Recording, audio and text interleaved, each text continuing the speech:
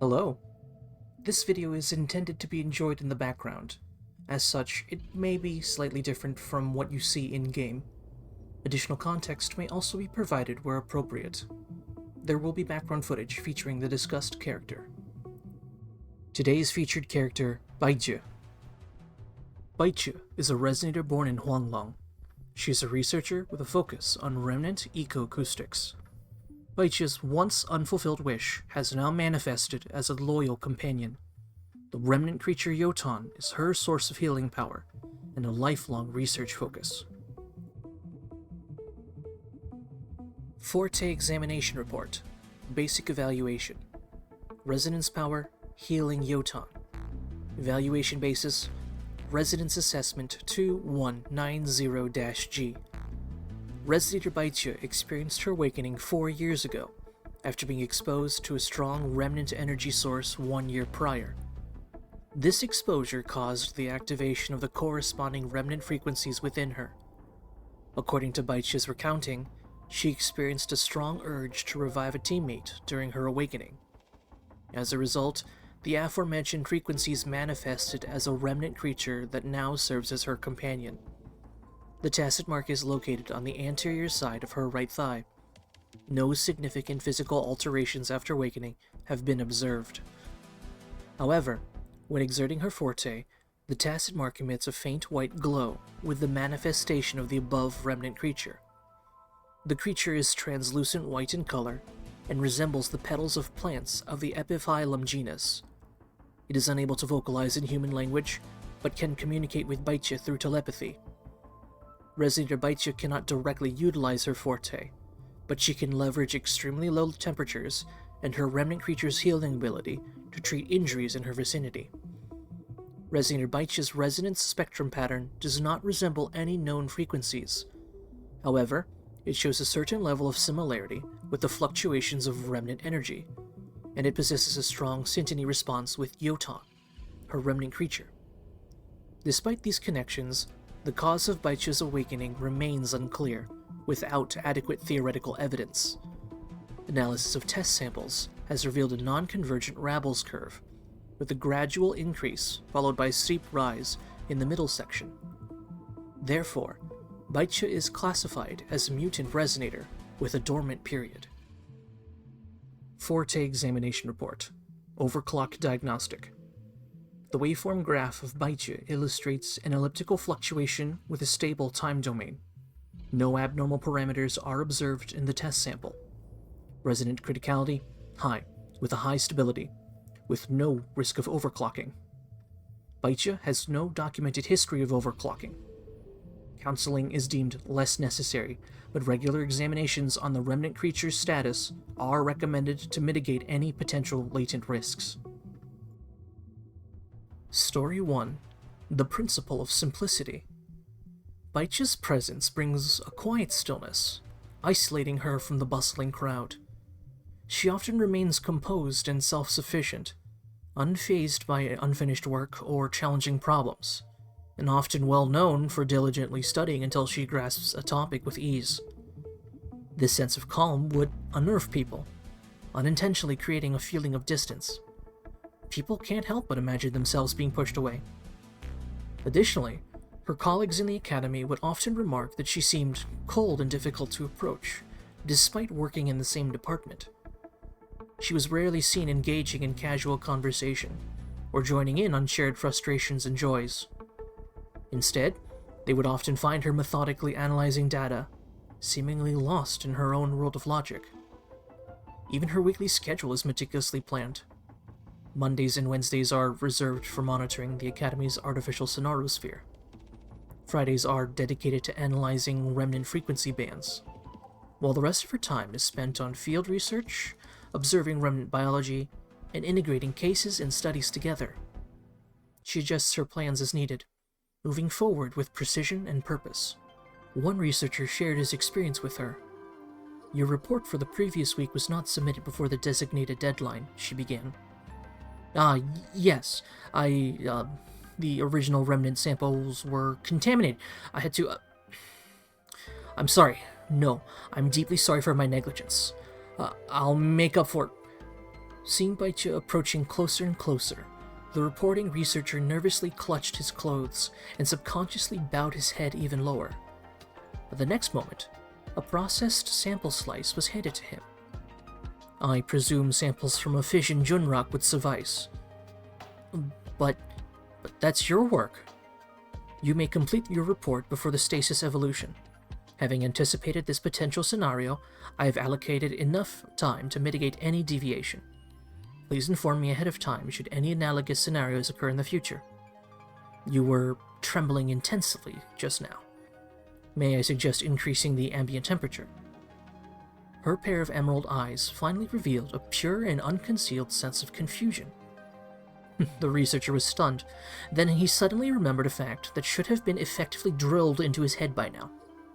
Baizhi only seems to be cold and difficult to approach. But that's just how she seems to be. Story 2. The Sphere and the Device. All manner of learning and knowledge have gripped Baizhi's interest since she was a child. One scientific model has her completely enthralled, though. The simple showcase of the transmission of force. A small sphere rolls along a track. It then tumbles down a curve, tilting the lever the track rests on upwards. The then 11-year-old Baizhi observed the sphere as it once again stopped at its predetermined spot.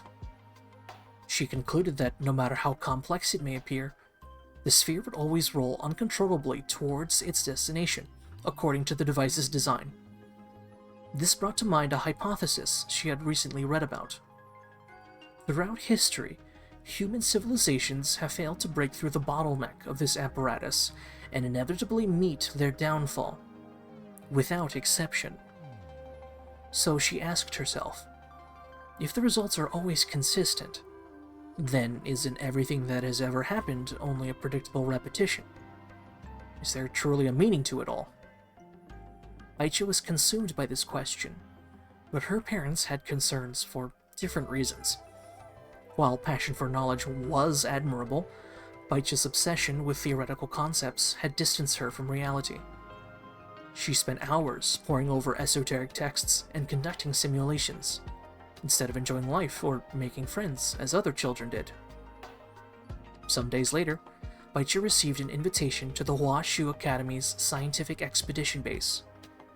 That afternoon, she saw a device larger and more intricate than any before. Components symbolizing different variables, all intricately connected like a complex organic system. Yet, despite its grandeur, the device was still incomplete, and too uncertain to become her sphere in what she was planning to achieve. With pensive eyes, Baizhi examined each part and silently formed hypotheses on how it functioned. A voice called out from behind her. "How do you like it? Our team plans to finish building this someday." The group's leader, who triumphantly returned from one of many scientific expeditions she led, smiled warmly at Baizhi, who responded by pointing. "Right there. If designed in such a way, the remaining energy will not be adequate to support the further distances. Thus, information cannot be transmitted." Aha! So you've spotted its problem already. The director was right about you. You really are talented. What say you? Do you want to join us? The young girl responds, "Any ruling sphere will only end up in one way, to ultimately stop at a certain location. But I fail to see where your design will end up." The leader responds, "I would say it would be in a place unknown for now. But it could be known one day. I agree there must be an endpoint.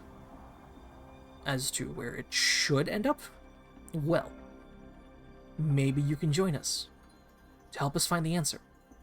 Together." As she finished speaking, the half-open door suddenly burst open, revealing the rest of the team, who had been hiding behind it. They stumbled into the room, their faces a mix of embarrassment and eagerness for Baizhi's response to join their mission. In that moment, Baizhi thought she heard a faint crackling sound of a sphere being placed into its starting point. Story 3. A Close Encounter. On her 4th year with the scientific expedition team, Baizhi encountered a certain remnant band for the first time. During that time, Baizhi's passion for research was at its peak. She was no longer isolated in her studies, and she delved into every aspect of civilization with the rest of the scientific team. As she ventured out into frigid environments, she came to realize that true cold cannot be defined by a simple temperature reading of -25 centigrade. It was more accurately painted by endless blankets of white snow, the shivers that crept through insulated gear, and the desperate knocking of frozen instruments. This theory was merely a skeleton, in need of real feelings and experiences for true understanding. Baizhi dutifully accompanied her team to other sites, not just ordinary ruins, but surreal places filled with remnant energy, pure and complete information that remained elusive and intangible. Despite their advanced technology, they could not capture or analyze this powerful force. Baizhi's 9th Sonarosphere expedition revealed a breakthrough, however. The buildings within were neither distorted nor a reflection of reality, and their material remained unknown. From above, light flowed through a hole in a dome, casting a soft pearl shimmer upon them. Baizhi and her team's arrival, however, seems to have triggered a mechanism. The geometrical buildings originally suspended began to change in their arrangement rapidly, forming unique images of symbols and numbers. Baizhi was unable to decipher the purpose of this sphere, or determine if she was witnessing a glimpse of the past, present, or that of an unknown future. But there was no time for wonder, as her research instincts kicked in, pushing her to record every detail. This could be the breakthrough. The survey instruments displayed live fluctuations of frequencies.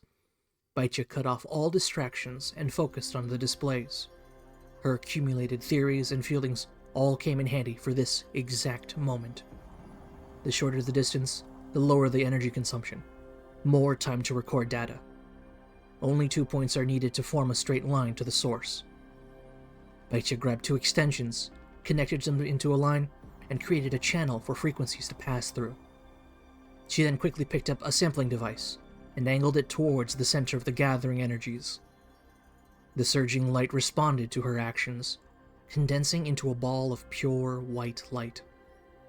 The remnant band was thus captured and manifested, full but like an empty shell, pure and free of impurities.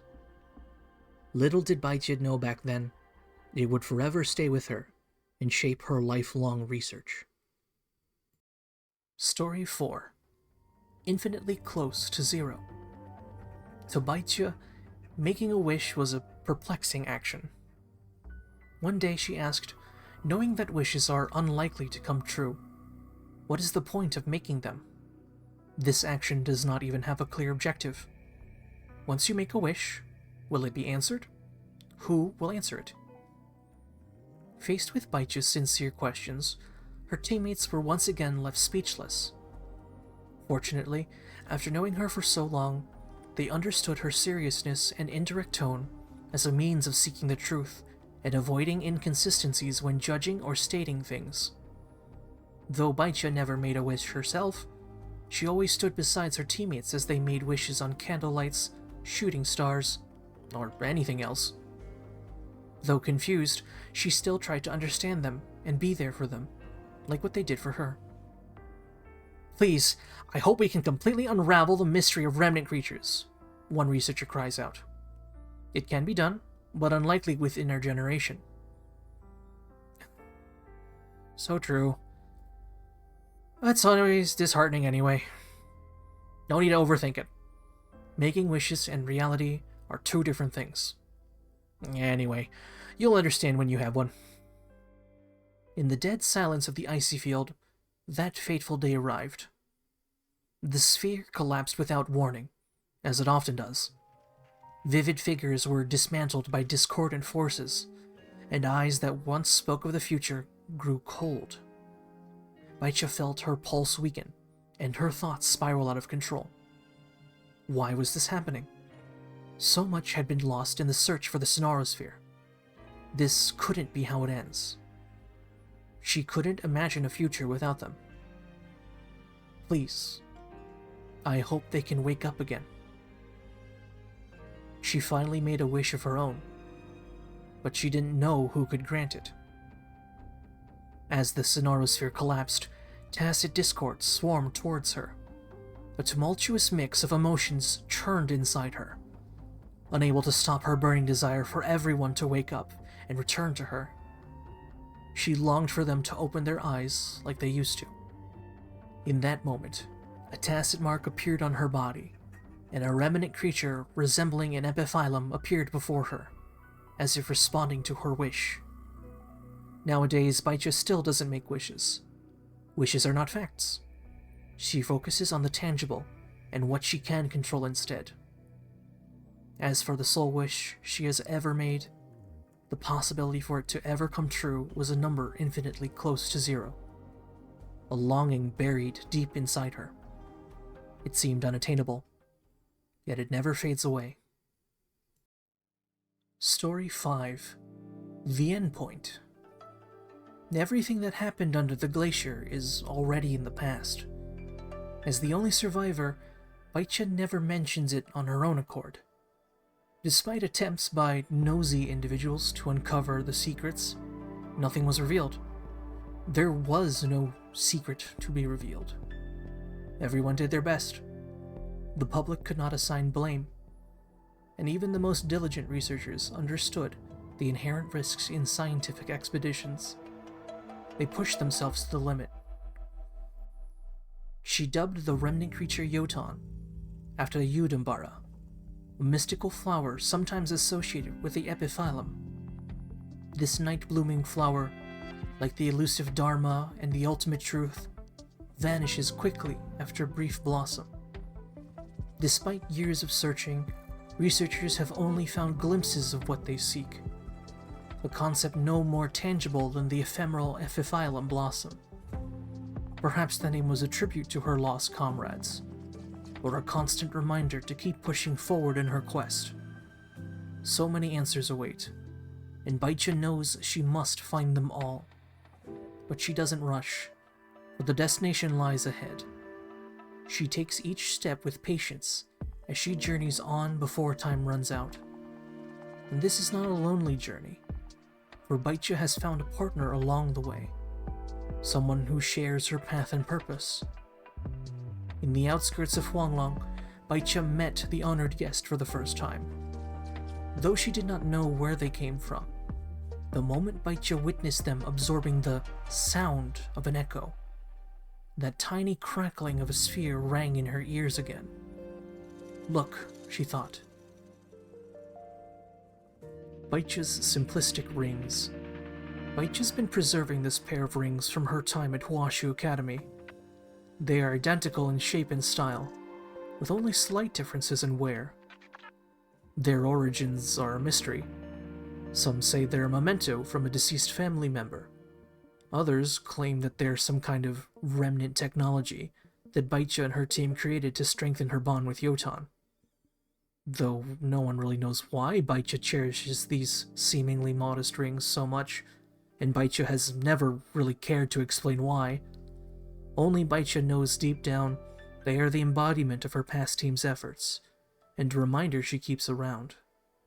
She'll never forget her teammates and mentors, who sacrificed themselves deep in the icebound plane, and the teachings and the expectations they would have held for her. They push her to never lose her way, and continue the research of remnant ecoacoustics. Baizhi's miniature Yotan. Baizhi meticulously studied the behavioral patterns of Yotan and recorded detailed data. But many mysteries still surround this remnant creature. What is its composition? How did it come into existence? And are there other similar creatures to be found? Inspired by her colleagues' words, Baizhi embarked on a modeling project to recreate Yotan. The result is a complex model consisting of 205 components. It's said that Baizhi can assemble it flawlessly, even with her eyes closed. While not as intricate as the real Yotan, this model serves as a deconstruction and ambitious attempt to replicate the creature from frequencies to physical form. Baizhi's Medal of Honor. Huanglong officials presented this Medal of Honor to the entire expedition team for their contribution to the field of remnant ecoacoustics, and for their courageous research spirit. As the only survivor of the team, Baizhi received this medal on their behalf and has kept it ever since. It is a reminder and an honor. There are still many uncharted territories in the field of science. At the slightest chance of discovery, humans will seek out these echoes. This is the spark of what it means to research remnants. Thank you for listening. If you want to leave a comment, feel free to do so. Have a nice day.